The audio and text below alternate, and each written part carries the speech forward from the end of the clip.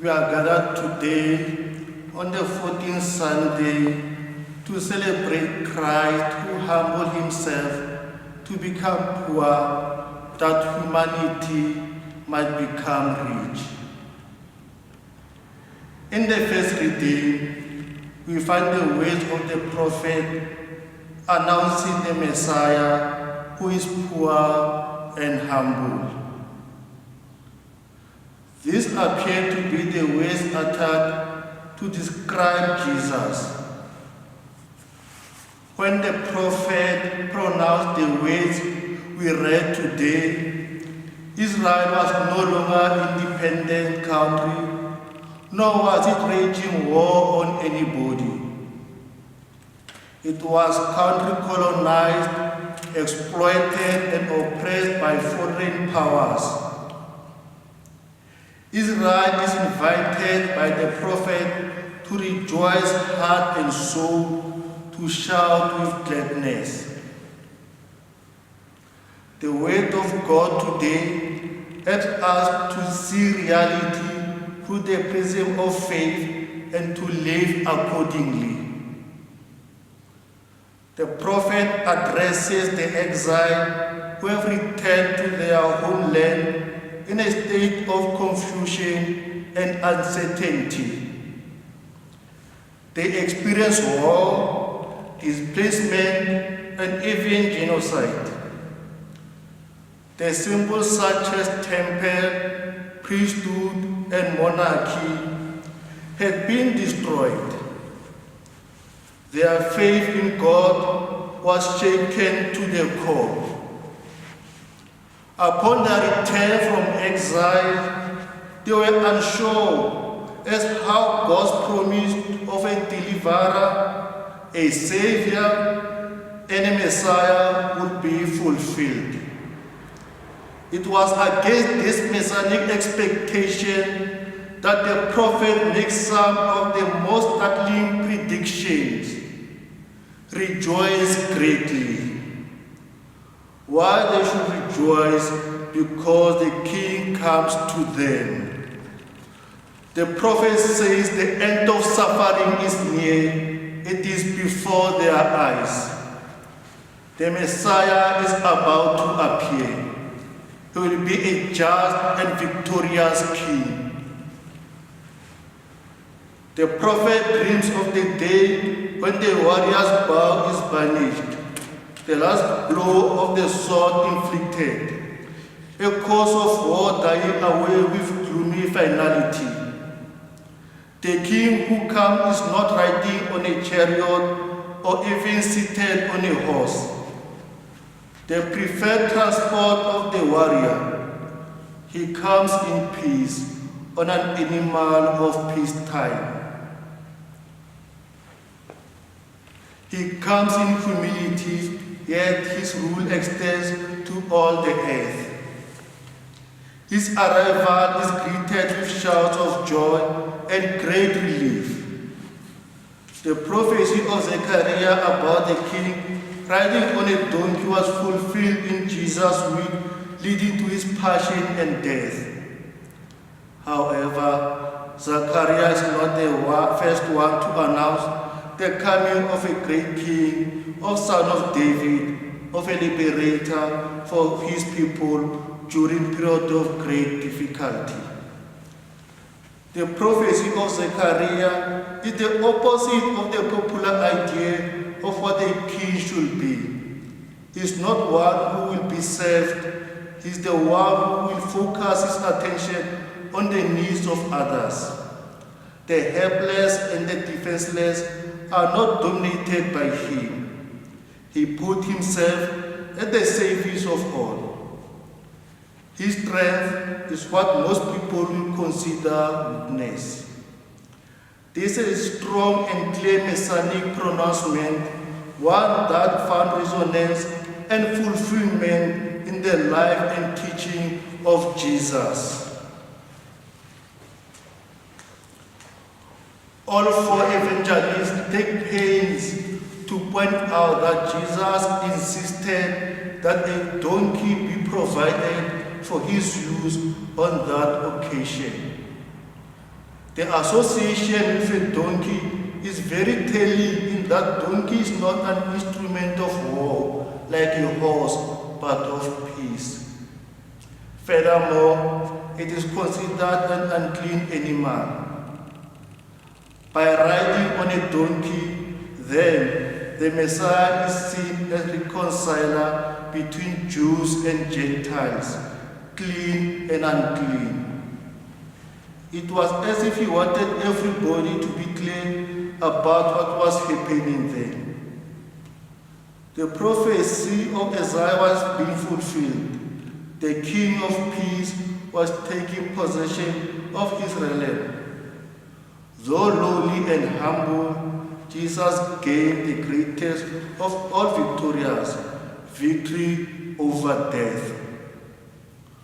Looking at this reading with our current situation of corona pandemic, it can be seen as being in exile too, because we are unable to do what we are used to be doing and enjoying.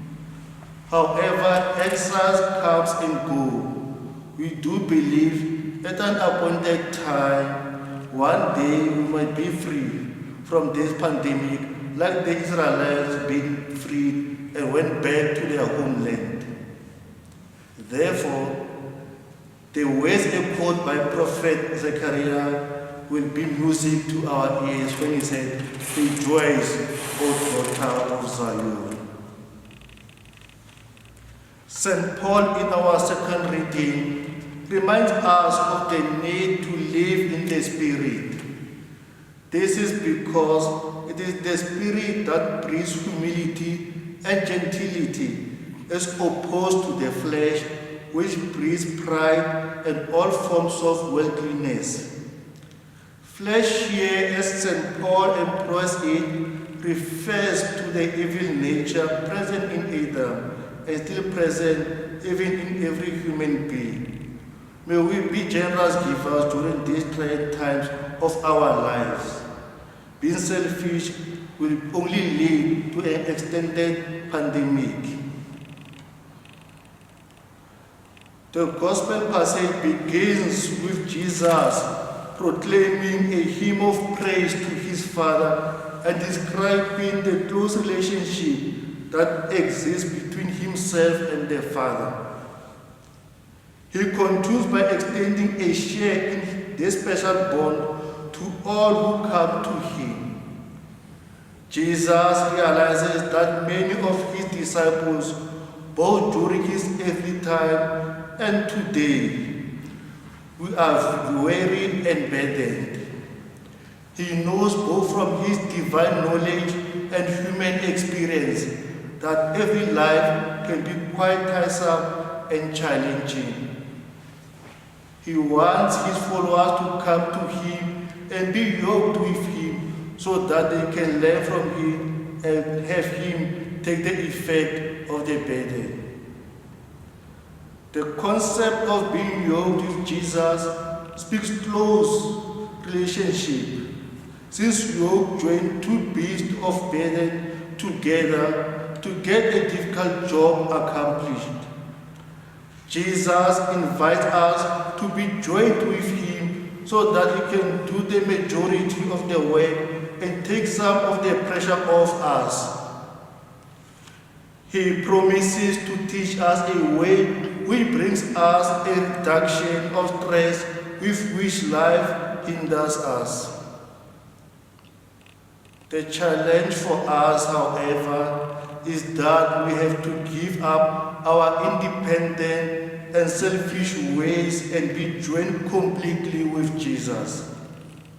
We have to humble ourselves and admit that we cannot do it by ourselves. We need to give up control and allow Jesus to help shoulder the burden. In fact, to take the most of the burden. In doing so, we will find rest and refreshment because Jesus will be doing the greater part of the work. It is so hard for some of us to give up control, even to Jesus. We think we have to do it all by ourselves. We want to follow the attitude of the song, I did it my way. Yet it is when we try to be the master of our destiny that we are people of the flesh, as we heard in our second reading. It is this then that we struggle so hard trying to do a task we were never meant to do it alone. We need to let go of the control of our lives and let the Lord Jesus take over. That takes humility. It means we have to humbly admit we are not the be-all and end-all of the world, not even the be-all and end-all of our own lives. It is when we can humbly surrender to God that we will experience the rest and freedom from the heavy burden which we carry. Other people also know that it is difficult for them since they tend to be perfectionists and want things done according to what they think is best. They sometimes force others to live up to their standards. In doing so, they cause stress for others and themselves. They do not know how to relax and take it easy because they wrongly think they have to be doing the right things. Jesus is saying to us today, come to me, humble yourself, be totally yoked with me, and learn from me. I will carry the load, I will shoulder the burden. Let us stay in a relationship with Jesus and we will experience a profound sense of peace and tranquility. It is when we can humble ourselves to give in to the Lord Jesus that we experience the deep sense of rest. Thus, being humble and having rest are all part of giving into our relationship with our Lord Jesus Christ.